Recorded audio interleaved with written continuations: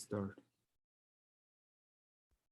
Okay, good evening, everyone. Today I'm going to present a paper titled MEST, Accurate and Fast Memory Economic Sparse Training Framework on the Edge. And this is the paper published on NIPS last year. So, sorry. Here is the outline. First, I will introduce the background and their motivation, and then I will get into the detail about their proposed method, including two parts. First is the memory economy sparse training, and the second is to explore the data efficiency in the sparse training as well. Then I will show the experimental result and finally conclude the paper. So, the model pruning as a technique to propose to remove the redundant weight to reduce the DM model's size and the computing complexity to accelerate the training and inference task. So the weight pruning method has been well studied in accelerating the inference stage, as many of the platforms have provided such tools to implement on the mobile devices. However, as we can see from the table, training a DM model has been more complicated and consume more times and the resources compared with the inference. So consider the weight pruning into the training process can potentially accelerate the DM training and reduce the resources. And it's very helpful and beneficial to implement the training on the edge devices, especially they have limited the computing and the storage resources. Here are the two general sparse training strategy. First is called the static sparse training. Basically, what they do is they find the mask in the earlier training stage. So they start with a dense model and they will train for a very few iteration to find the ideal mask and then prune the weight and obtain a sparse model. And then they will train on this static sparse model and finally obtain the accuracies. So however, in this intermediate step, they still require a dense model to do several training iterations. So to overcome this challenge, the second strategy is called the dynamic sparse training, which basically they can start with a random sparse mask. And then during the training time, they will prune the weight and they do the regrowth, the weight regrowth to get back some of the pruned weight and find another new sparse architectures and do the training. And during this time, they can guarantee we always have a sparse model to train. And finally, we can get a optimized structures instead of a static sparse mask.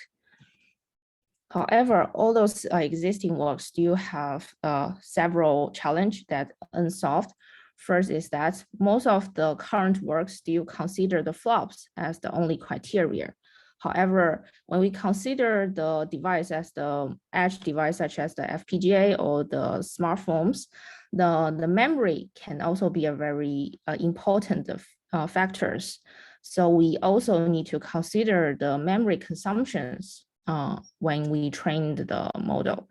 And the second, because of certain hardware properties, such as the GPU, they have the parallel computing mechanisms.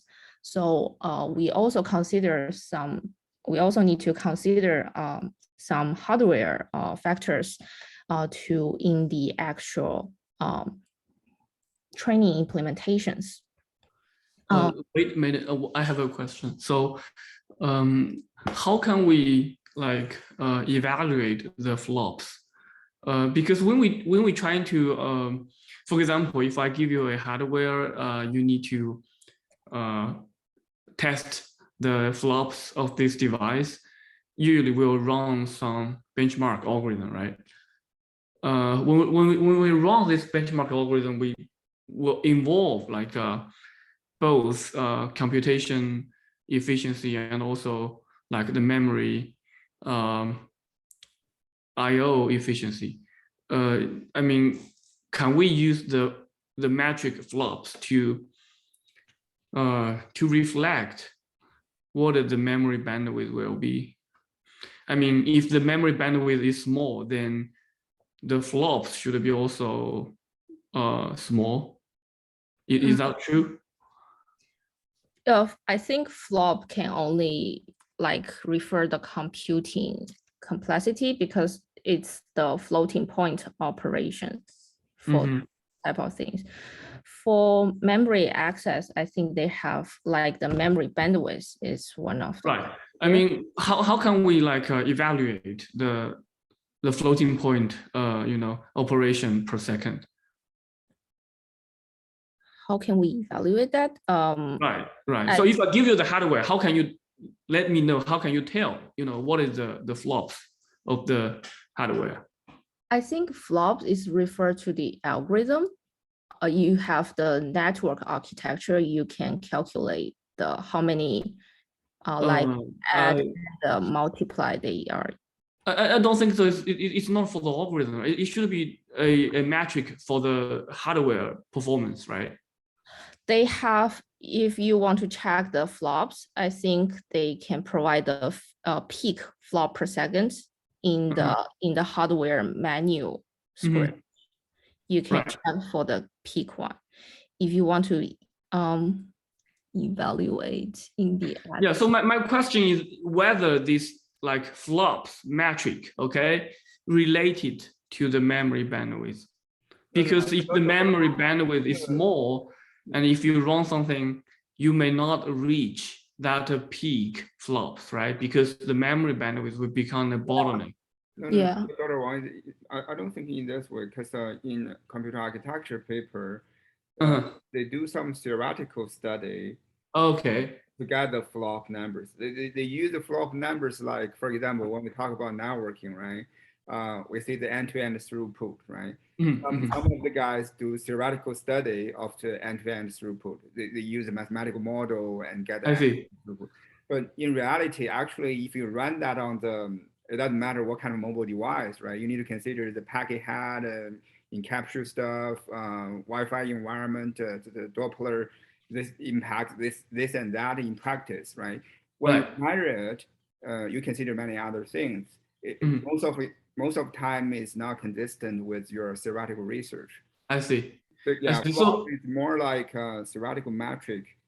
I see. So that's why I wonder how we like get these flops. Probably we can get it by counting the number of transistors on the hardware. Then they probably can like derive. I think, they build up a model like they link the computing complexity with the flops, the number of. I see. Yeah. So I don't think in that model they talk about the memory and the other stuff. Okay. So I think what Ray tried to point out here is actually exactly like you mentioned. They ignore some practical concerns like the memory assumption, memory schedule. I mean, memory management itself is very important research topic. So this is like a theoretical description. Flop is more like a theoretical metric. Yeah. Okay. Got it. Thank you. Yeah. Okay.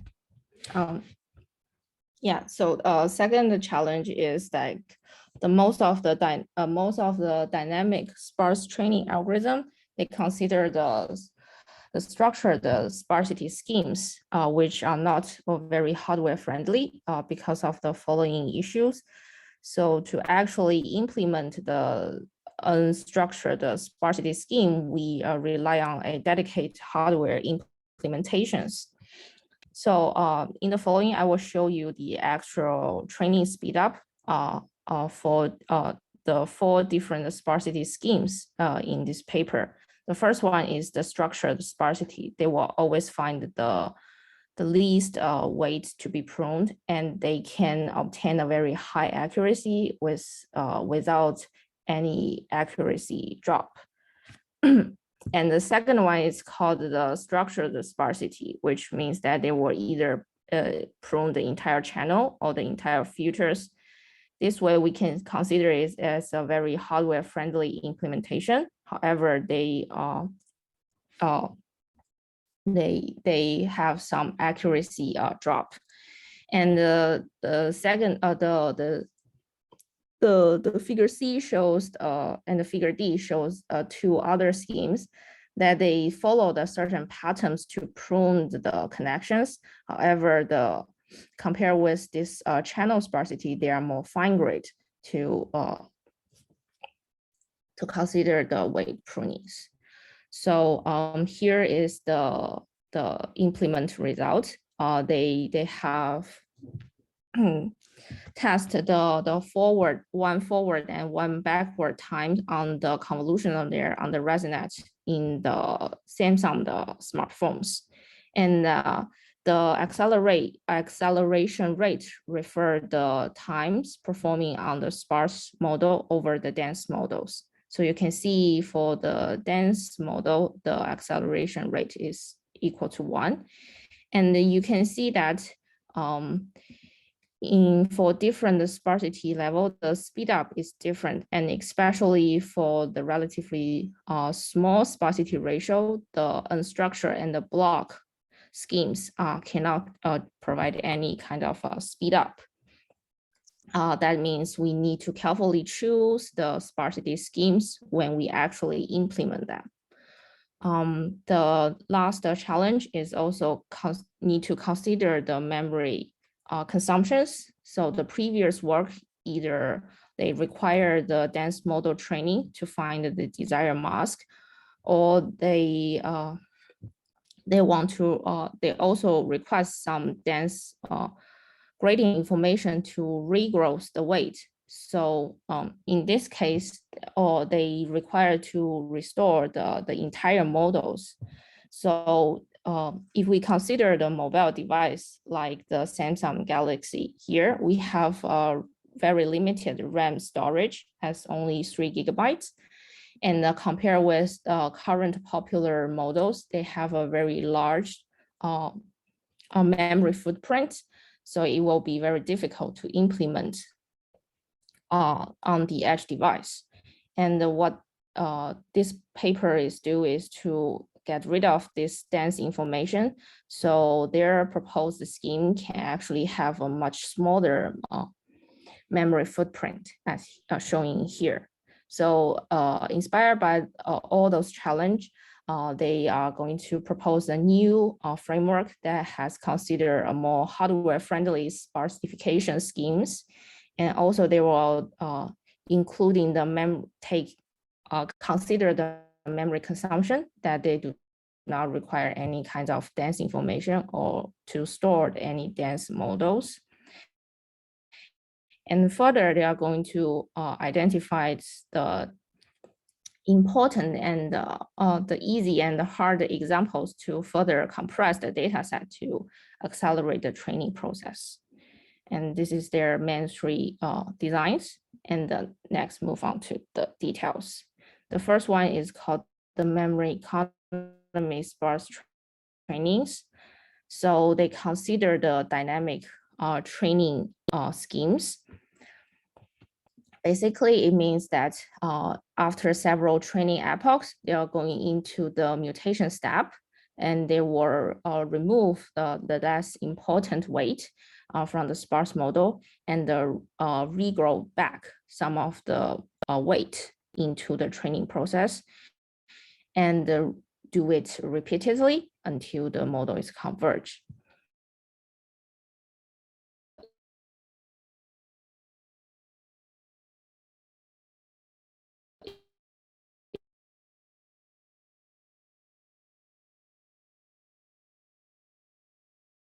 Existing works.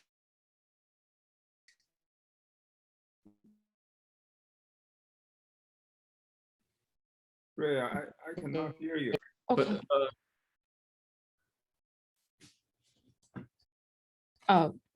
So where did I? You just mentioned the magnitude of gradients. Oh, okay. So they also consider the magnitude of the weight gradient, as to evaluate the weight importance to do the pruning. So this is the pruning stage. And in the growth stage, the regrowth stage, different from the existing work that requires some dense gradient to calculate and revise the model. They consider more simpler schemes that just randomly select the weight to grow back and set the value into 0. And in this way, they can remove the requirement of storing the entire models and actually achieve the accelerations. And so far, they only consider the MEST as fixing the sparsity ratio into 90%. And they also proposed 2 new schemes to further achieve a better performance. So the first one is called the elastic mutations, which means sorry to interrupt. I have a question. I'm still not understanding why we need the growth stage. Regrowth stage. The growth stage. We need to grow back the some weight, 0 weights. Oh, so for this in this example, the target sparsity ratio is 90%. They prune and grow so that they can find different sparsities like the model architectures. They want to find a different model architecture during the process to identify the optimized one. So they have this grow and the prune and the regrow stage. Okay, so the growth stage, they want to use the growth stage to find some other structure of the model. Yes. Right. Okay. Thank you. I wonder whether, I mean, in the experiment, they will try to evaluate if we only have the prune stage without the growth stage, and whether the performance or model accuracy will become worse. Do they have such like ablation study in the evaluation? I don't think so. For the dynamic one, they usually have these 2 stage. Okay. Yeah, I mean, it's the intuition is like it is like they try to save a little bit when if we like prune too much over the model. You mean like gradually prune? I mean, so still, I mean, the question about the motivation of growing. Why they wanna grow those weights back? Is because we prune too much, or what? Yeah, because the training process is dynamic, so they want to like recover some of the weight to find out which is the better, like the architecture, the model architecture here. Okay. Does this paper discuss some of the related work named lottery ticket? The lottery ticket introduced another model pruning algorithm. They try to do some like iterative pruning. So every time we only prune like 2% of the weights, and we do the training, and then we do the pruning again, and then we do the training. Does this paper discuss the difference between the and the they do the experiment comparison with the lottery ticket? Yes. Okay. Yeah. Okay. I see. You will introduce it later, so I will just wait. Yeah. Okay. I have a quick question. Sorry, my internet is not stable. I missed the last part. So for this one, to save memory, you do random growing, right? Yes, yes. So for the original paper, how do they do the growing things? For other papers, For they original will paper. calculate the like some gradients or the momentum for those pruned weight to say whether they should regrow back. So they would like they have to store all the models because they are going to do the gradient for them. But they do have a metric, right? But like you said, probably you need to store the dense model, then Yes, you yes, calculate the you grade. can. You need to store those model to get the information. So here they just use the random schemes so that we don't use any kind of specific criteria here. Okay, so how much performance loss here compared to the original one?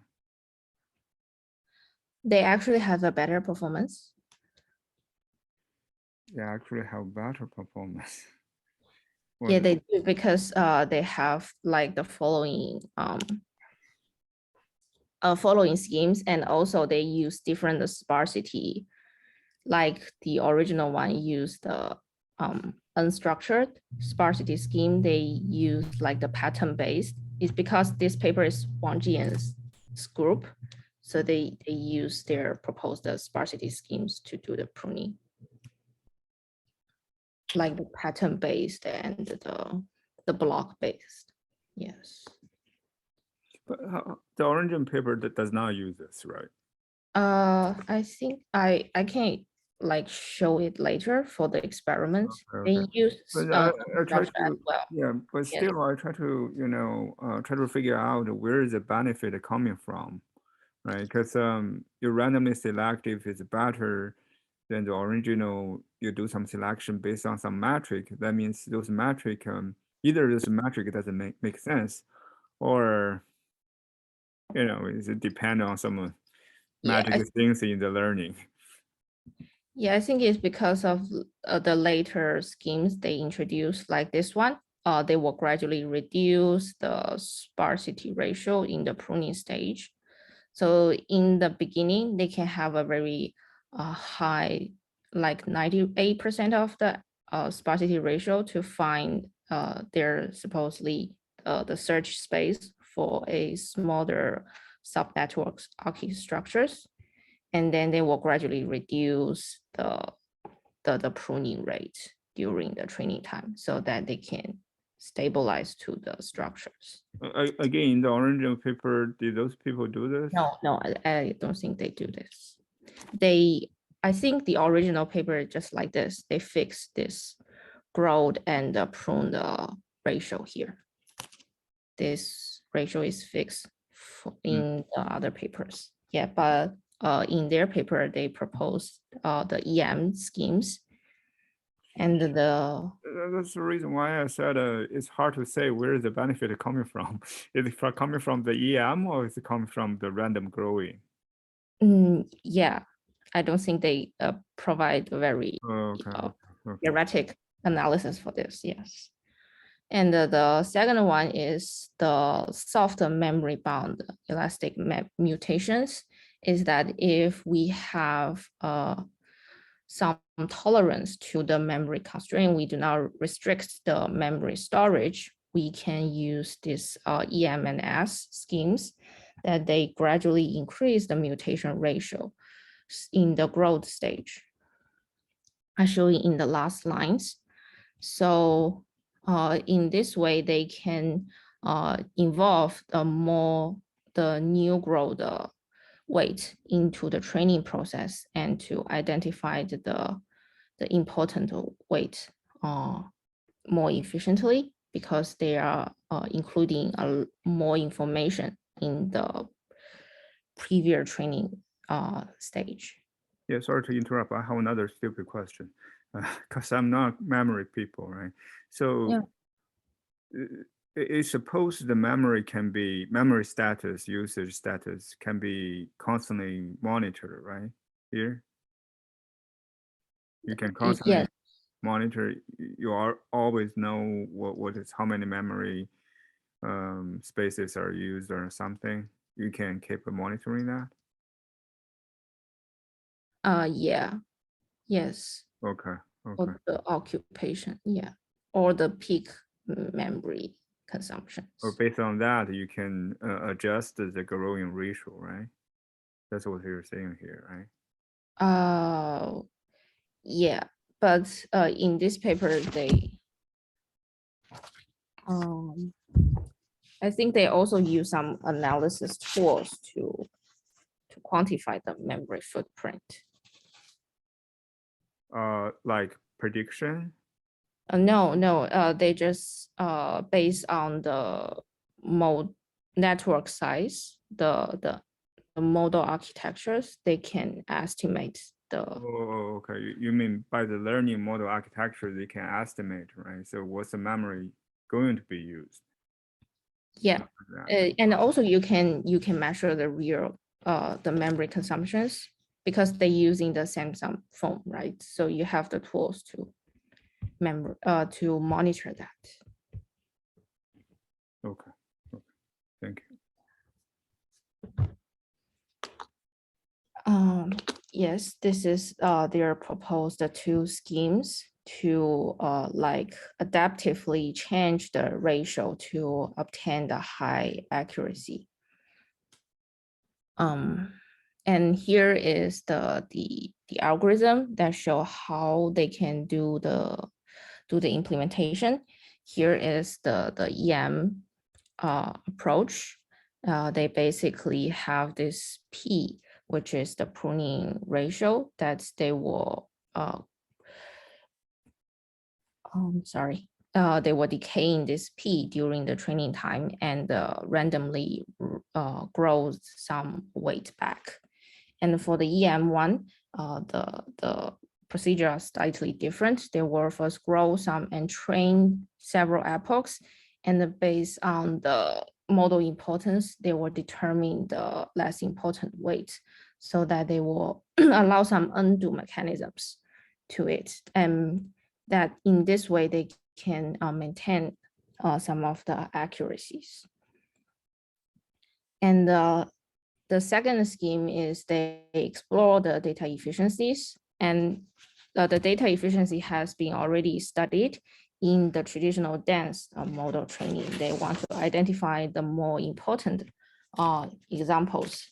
So here in the reference 33, they introduce a notion called the forgetting event to quantify the information provided by each of the examples. So the forgetting event is defined as the training example that transition from being classified correctly to misclassified over the training process. So during the training process, there are existing some of the example that once they are correctly classified, they will never be misclassified again. So as here you can see, for some of the examples like this frog, they can always be classified correctly. And for some of the figures that have vague examples, so they are more likely to forget. So the unforgettable example as viewed as the easy examples. So we can further accelerate the training by removing those unforgettable examples in the later training process. In this way, we only train those forgetting hard examples. So because previous work are only study in the dense models, so here they evaluate the impact of the model sparsity for the data efficiencies. And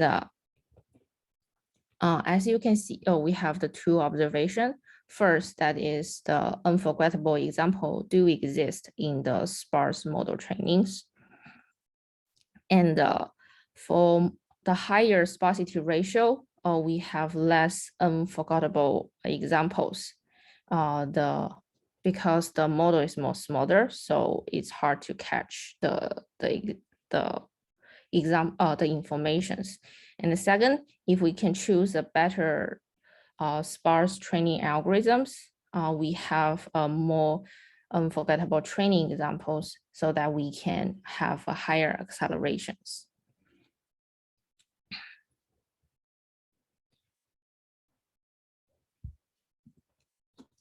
So the next question leads to how do they identify those unforgettable examples? They propose a two-phased schemes.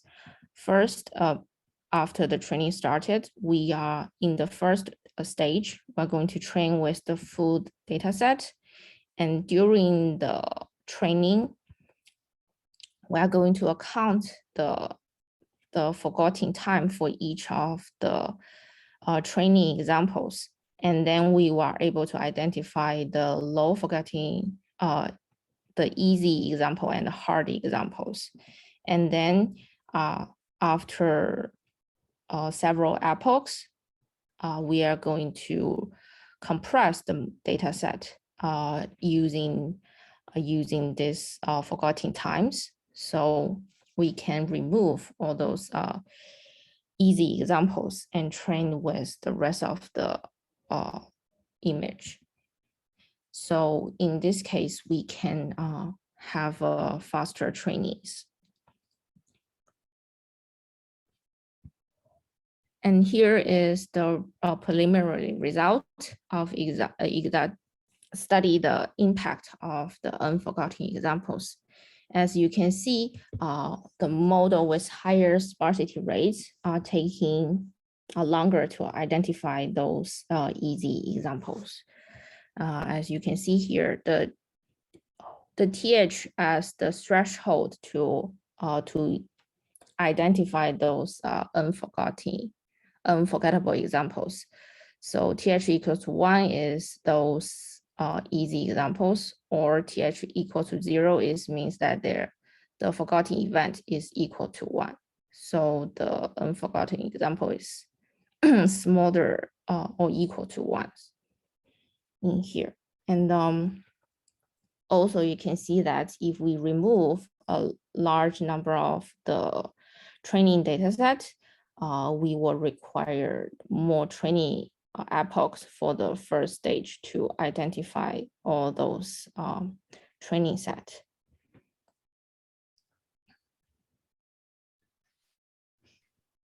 So this is all for their proposed method. Here is the next, I will introduce the experiments. So the model and the data set they use is the standard CIFAR 10 and 100 for the ResNet and the VGG networks. And the device they use is the Samsung smartphones with the mobile GPUs. And for the practical implementations to achieve the acceleration for the memory and the training speed up, they use the compressed sparse columns to save the memory storage as shown here. So here is the very common approach to store a sparse matrix. And the second one, they use some compiler optimization to do the actual speed up by using this two approach. So you will get more details in the papers. And here is the— one question. What is the framework that develop the model and train the model? Like TensorFlow Lite or? Yeah, I'm very interested in how they do experiments using Android phones.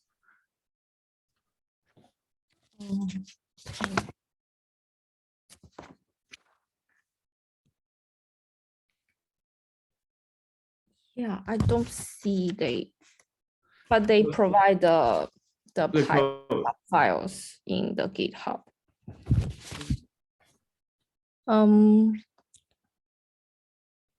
Yeah, I don't see they're saying the platform they use. Yeah, otherwise, how can we train model on Android? I think C++ can be used, but given their GitHub code, they still using the Python. Right. The GitHub repo said they're using the PyTorch and the Torch Vision. But now can we run something like this on Android phones? I think they use the prototype, so it's not actually like stored in the phone. So you mean, what do you mean by prototype? It's a simulation, it's a simulated phone, or like, but based on what you described, like they have like a GPU by Qualcomm, right? Yes, It's like a real phone, right? Yeah. Yeah, okay, you can continue. I'm like trying to dig out what happened here. Yeah, I don't think they show the actual platform they use. Yeah.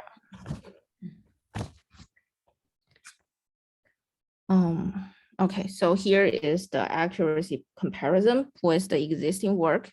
First is the lottery ticket, and this two is called the schemes follow the static sparse ratio, that they will find the sparse mask first and do the training. And these three is considered the dynamic sparse training, and the last three scheme is their proposed schemes. So for the memory footprints, they identify the first three schemes as the dense model, since for lottery tickets, they still require the whole network to be trained. So here is like the peak memory consumptions. So as you can see, the memory consumptions for their proposed method, and it's much more smaller than the first three schemes. And for the accuracy, they actually have the best. They all outperform the current work.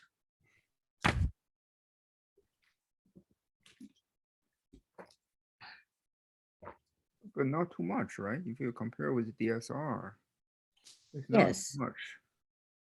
Yes. It's like a 0.3%. Sometimes it's less than 1%, something.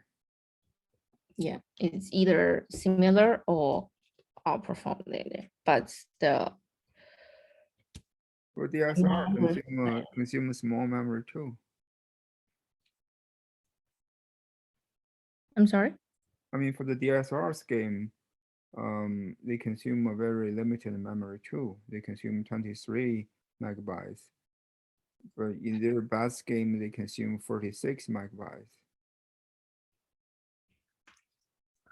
This is the soft memory bound, so they relax the memory requirement there. Yeah. Yeah, but you consume more memory. Yes. For the best performance. I mean, yes, but for EM, they have the same memory footprint. Yeah, but their performance actually is sometimes worse than DSR for the MEST plus EM. Yes, it's for the unstructured sparsity. So those three schemes can only consider the unstructured sparsity. Yes, so if you compare with, so the next slides, sorry, this slides I will show like they actually can combine with different sparsity schemes.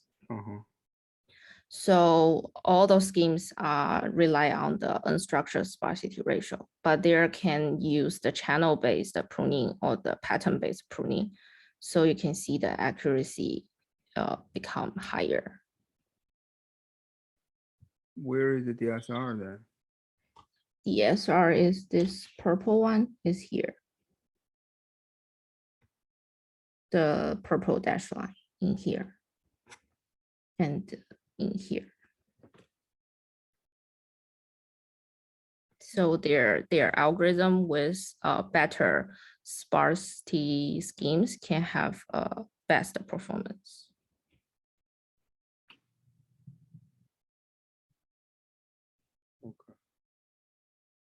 Yeah, even with a very high accurate sparsity ratios. The orange one, if they do the channel Pruning. Yes. yes, it's worse. Yeah. Yes. The channel pruning is expected to be the worst because they prune too much of the weight. Yes, so their accuracy will be worse because other scheme is considered the unstructured one. So they're supposed to have a better result compared with the channel-based one. But for the pattern, I still didn't get it here.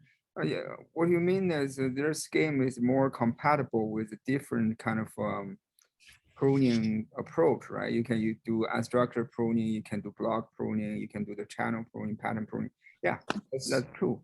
Then what? Then at least you need to outperform. Say we all do the unstructured pruning, you outperform all the unstructured pruning, you know, masters with the less memory. That's the thing we would like to say, right? But obviously it's not the case. Even for unstructured one, for the best performance, they consume more memory. yes, but the pattern-based or the block-based are more easy to implement on the hardware. Oh, okay. Yeah, it's more hardware friendly. So if we can have a better performance, it's the good choice. We can choose the pattern-based one. So we have, if we have similar performance, the block one, the channel one is easy to implement. Yes. Okay. Yeah, move on, please. Yeah. And here they also show the acceleration and the memory footprints for the existing work. And you can see their proposed method have the result on the right upper size. So they have in terms of the actual speed up, they can have a very high acceleration and with very small footprints. So the circle represents the memory size for each of the algorithms. And you can see that the unstructured sparsity can only have a very minor accelerations, and their proposed schemes, DM can further speed up the training times.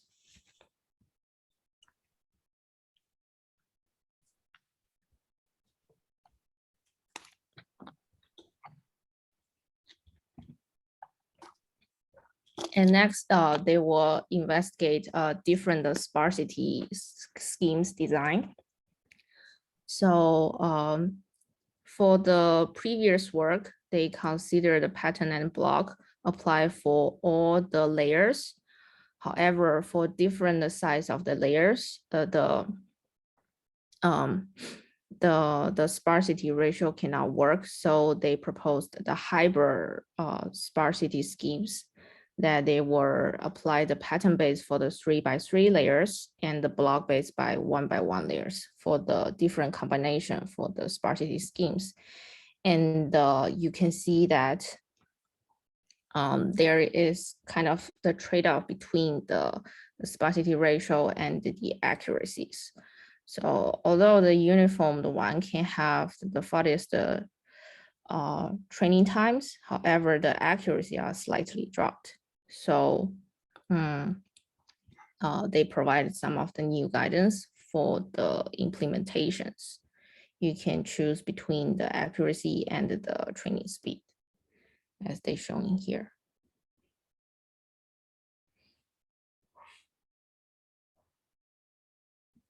And also they evaluate the impact on the dataset compression and the model sparsities. So here they have two of the choice in terms of the choice one is based on the target 90% of the sparsity ratio. We can further increase the sparsity ratio by 95%, or we can incorporate the data efficiency by removing the easy examples here. So you can see in some cases, the incorporating the data efficiency schemes can have better accuracies instead of further do the prunings, which will decrease the model accuracy in here. And yeah, that's it. And here is the conclusion. So they proposed a new schemes to do the dynamic sparse training with enhanced by the soft elastic mutation to achieve accurate and fast training on the mobile devices. And they further systematically investigate the sparse training with different sparsity schemes. And they also incorporate the data efficiency technology to further speed up the training process. And that's it. Thank you for listening. Any questions?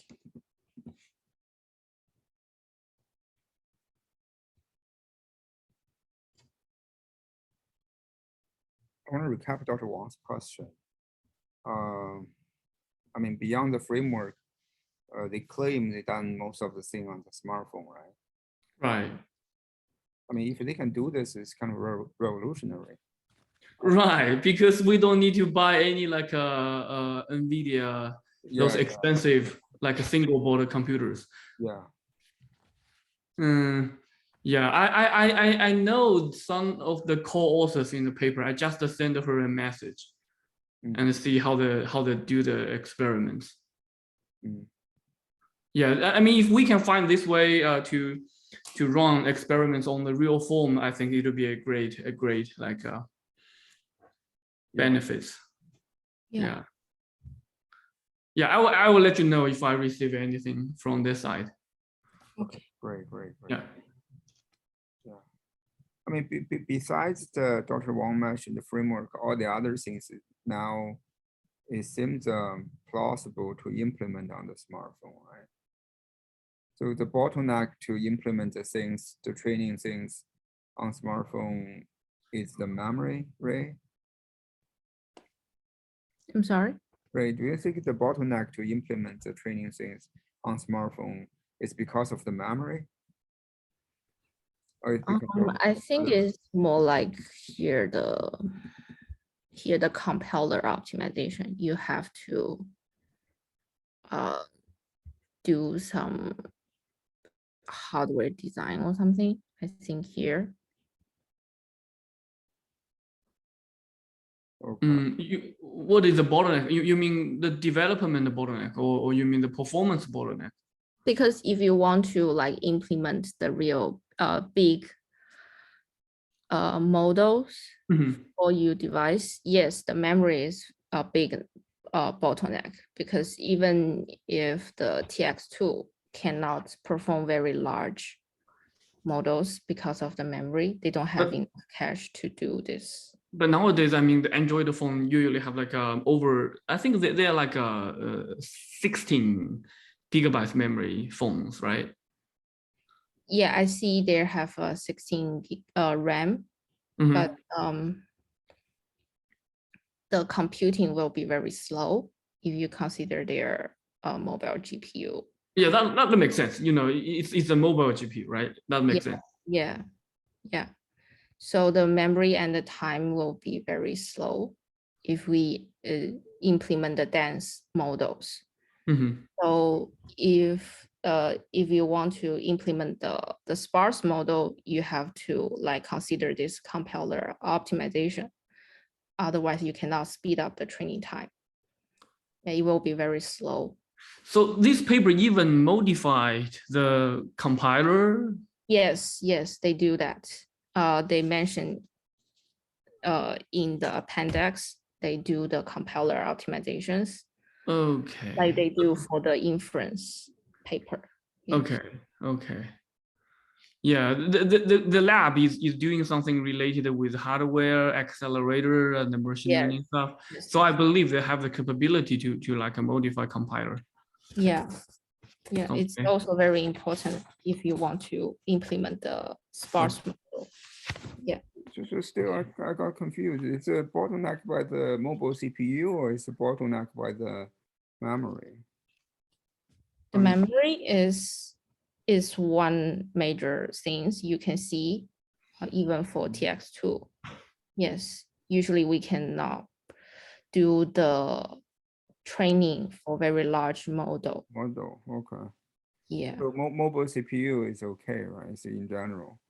So Yeah, you it will be very slow. It's just very, very slow. The computing will take hours for like several iterations. so how It's- about this one? Even they do some specification of the They model. can do training.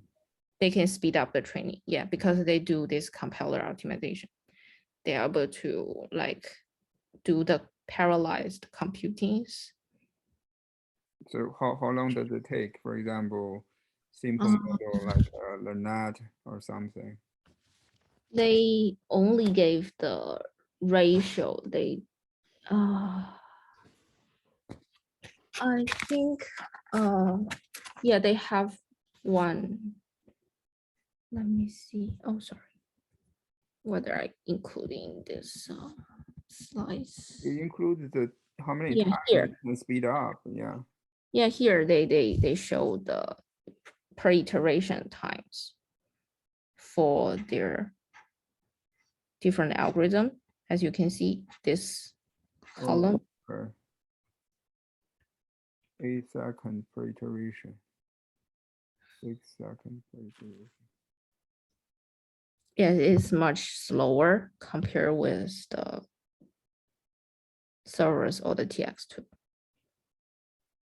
Yeah. Yeah.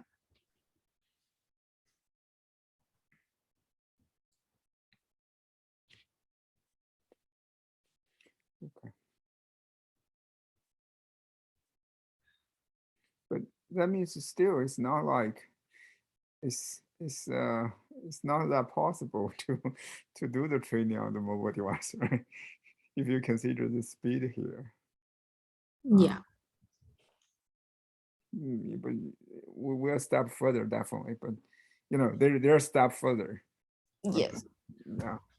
And when it like requires the modification on the compiler, I don't think the code on the GitHub contains the Compiler. Yeah. No, they do not. Oh, Even okay. for the inference paper, they say they do not provide this type of So code. the whole thing, the compiler is not a open Yes. source. Yes, it's not an open. Okay, okay, that's I see. Any other questions?